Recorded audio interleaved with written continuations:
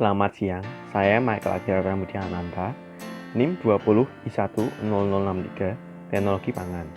Saya di sini untuk menjawab pertanyaan mata kuliah religiusitas yang dengan tema kasih dan toleransi.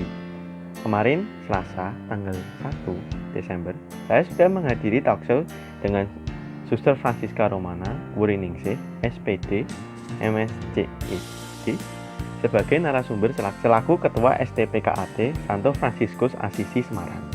Ya, yang dapat saya tangkap dari talkshow kemarin, kasih itu muncul dari lingkungan sekitar kita, terutama keluarga dan teman. Jadi kalau di lingkungan kita beragam, bagaimana kita bisa menghidupi kasih di antara perbedaan?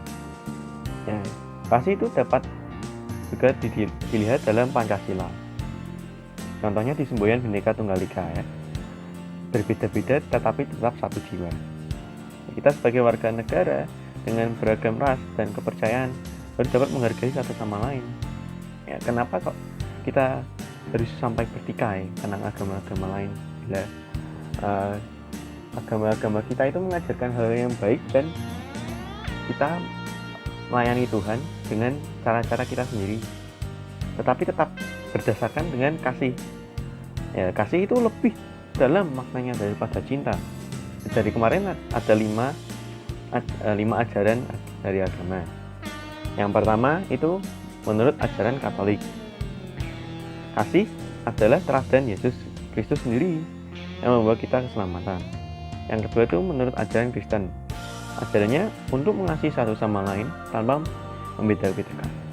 Yang ketiga menurut ajaran Islam, itu mengajarkan untuk memberi rasa kecintaan kepada kelompok sosial dan daerah mereka dengan mengangkat derajat orang bawah dan dengan usulan Islamiyah dan menempatkan yang lain dengan kedudukan yang sama. Nah, yang keempat menurut ajaran Hindu, diwujudkan dengan hubungan garis vertikal horizontal. Vertikal itu kasih kepada Tuhan, horizontal itu cinta kasih sesama.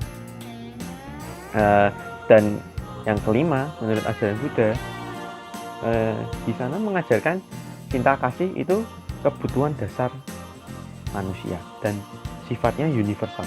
Jadi agama Buddha mengajarkan untuk menciptakan hidup yang harmonis. Pesan dari narasumber yang saya dapat, biarkanlah yang berbeda-berbeda, jangan gelisah dan jangan merendahkan yang lain karena itu. Ya. Maka dari itu, mari mengasihi dan tidak membenci. Dengarkan semua agama kalian yang mengajarkan cinta kasih. Saya setuju dengan pesan tersebut.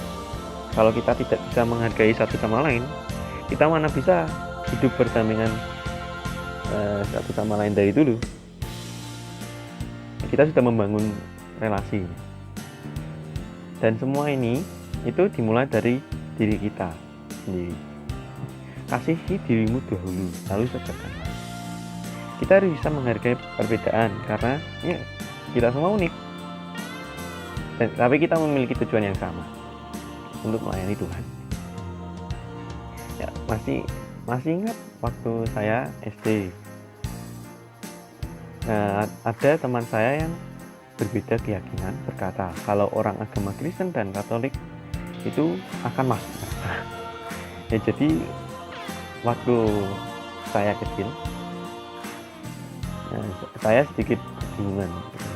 Tetapi di dalam 1 Korintus pasal 13 ayat 4-5 berkata, kasih itu sabar, kasih itu murah hati, ia tidak cemburu, ia tidak memegahkan diri dan tidak sombong, ia tidak mencari yang tidak sopan dan tidak mencari keuntungan sendiri, ia tidak pemarah dan tidak menyimpan kesalahan orang lain.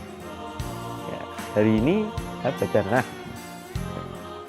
saya belajar untuk hidup dalam kasih. Manifestasi hidup dalam kasih antar golongan yang berbeda dapat dilihat dalam hal-hal simpel tiap hari, seperti misalkan acara buka bersama, acara 17-an sekitar RT, dan kegiatan ekstrakurikuler sekolah. Rasa persaudaraan dan toleransi di antara sesama kita dapat menyebarkan cinta kasih dan mengalahkan perspektif negatif yang akan memecah belah. Sekian dari saya. Mohon maaf jika ada yang salah. Terima kasih.